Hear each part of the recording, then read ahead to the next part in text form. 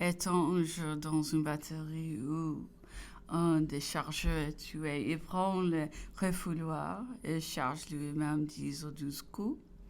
À quelques jours de là, il se trouve couvert d'une garde très maligne. On cherche où elle peut avoir attrapé. Miron, ce adjutant, découvre que les canonniers morts en étaient infectés.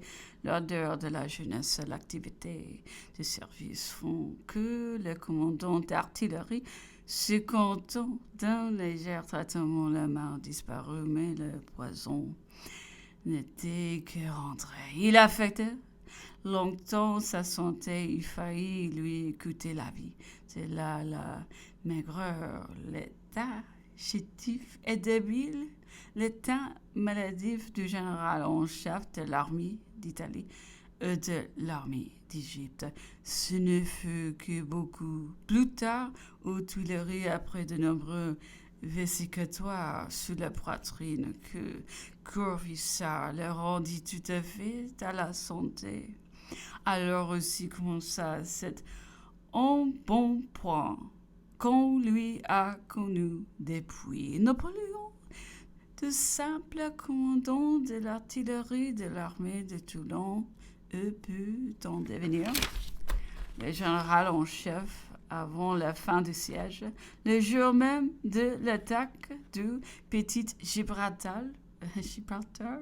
Le général de Gommier, qui l'a retardé depuis quelques jours, voulait le retarder encore sur les 3 ou 4 après-midi. Les représentants envoyeront chercher Napoléon. Ils étaient mécontents de Dugommier, surtout à cause de son retardement. Ils voulaient le destituer et offrant les commandants au chef d'artillerie, qui s'y refusa. On fut trouver son général qui estimait et qui l'aimait, lui fit connaître dont il s'agissait. Elle décida à l'attaque sur les 8 ou 9 heures du soir, quand tout était en marche au moment de l'exécution.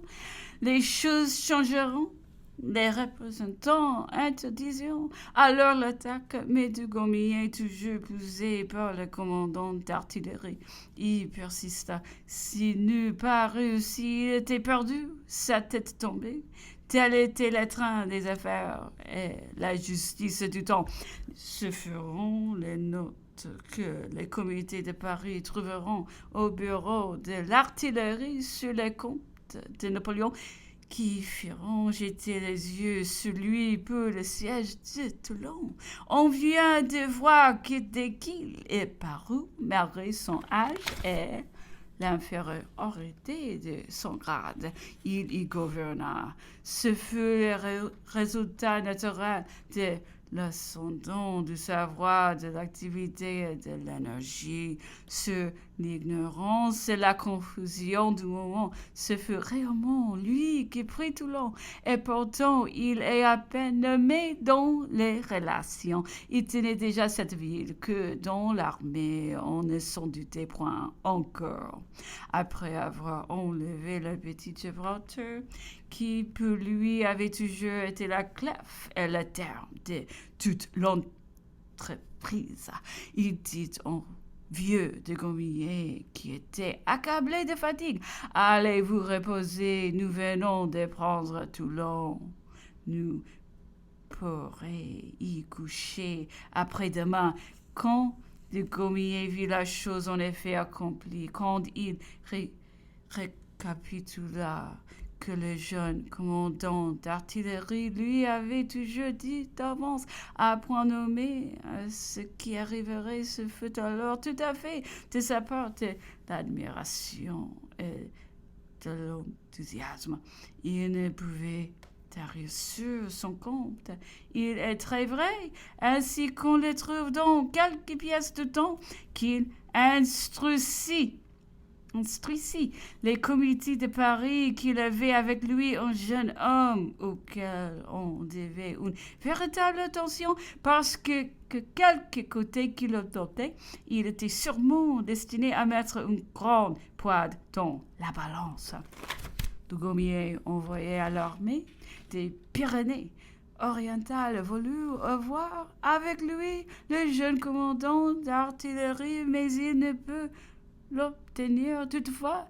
Il en parlait sans cesse et depuis quand cette même armée, après la paix avec l'Espagne, fut envoyée pour renfort à celle d'Italie, qui reçut bientôt après Napoléon peu général en chef, ça lui se trouva arrivé au milieu d'officiers qui, d'après tout ce qu'il avait entendu dire à Dugommier, n'ayant plus assez d'eux, dit-il, pour le considérer. Quant à Napoléon, son succès dès Toulon ne le tenait pas trop. Il en jouait avec une vive satisfaction, disait-il, mais son émerveillé. Il en fut de même l'année suivante à Seorgio, où ses opérations feront admirables. Il y accomplit un peu de jeu, ce qu'on tentait vainement depuis 2 ans. Vendémiaire et même maintenant disait, l'empereur ne me portera pas encore à me croire un homme supérieur. Ce n'est qu'après l'audit qu'il me vient dans l'idée que je pourrais bien devenir un acteur décisif sur notre scène politique. Alors naquit, continuait-il, la première étincelle de la haute ambition. Toutefois, il se rappelait qu'après Vendémiaire, commandant l'armée de l'intérieur, il donna dès ce temps-là un plan de campagne qui se terminait par la pacification sur la crête du Simmering, ce qu'il exécuta peu de temps après lui-même à l'aubaine. Cette pièce pourrait se trouver peut-être encore dans les archives de bureau. On sait quelle était la férocité du temps. Elle s'était encore accrue sous les murs de Toulon par l'agglomération de plus de 200 députés des associations populaires voisines qui y étaient accourus et pousaient aux mesures la plus atroce. Ce sont eux qu'il faut accuser des excès dont tous les militaires généraux alors, quand Napoléon fut devenu un grand personnage, la calomnie essaya d'en diriger l'odieux sur sa personne. Ce serait ce dégrade que de chercher à y répondre, disait l'empereur. Dès que Napoléon se trouva à la tête de l'artillerie à Toulon, il profitait de la nécessité des circonstances pour faire entrer au service un grand nombre de ses camarades que leur naissance ou leur opinion politique avaient d'abord éloignés. Il fit placer le colonel Gazondi à la tête de l'arsenal de Marseille. On connaît l'entêtement et la sévérité de celui-ci. Ils le mirent souvent en péril. Il fallut plus d'une fois toute la célérité et les soins de Napoléon pour arracher à la rage des séditieux l'ascendant que ses services lui avaient acquis à Toulon, dont les portes de l'arsenal lui serions aussi sauvés des infortunés de la famille Chabrion ou Chabrian, émigrés qui la tempête avait jeté sur la plage française. On voulait le mettre à mort sur ce que la loi était positive contre tout émigré qui reparaissait en France. Vainement disaient-ils pour leur défense qu'ils étaient venus par accident contre leur gré, qu'ils demandaient un peu de grâce quand les Lazars sont retournés. Ils ont péri ici à ces risques et périls. Les commandants de l'artillerie nous aient les sauvés en leur procurant un bâton couvert qu'il expédia au dehors sous prétexte d'objets relatifs à son département. Sous son règne, ces personnes ont eu la douceur de lui parler de leur reconnaissance et de lui dire qu'ils conserveront précisément l'ordre qui leur avait sauvé la vie.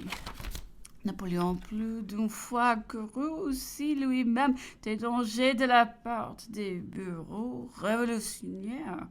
À chaque nouvelle batterie qu'il établissait, les nombreuses députations patriotes qui se trouvaient au camp susciteront l'honneur de lui donner le nom.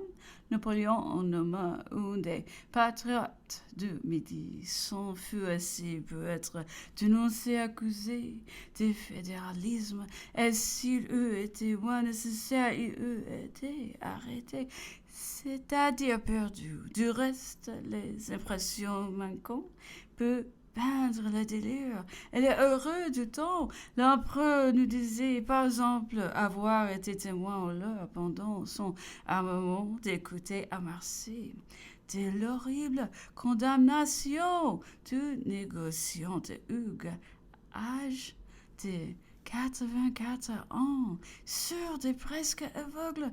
Il faut néanmoins accuser et trouver coupable de conspiration par ces atroces bourreaux. Son vrai crime était d'être riche de 18 millions.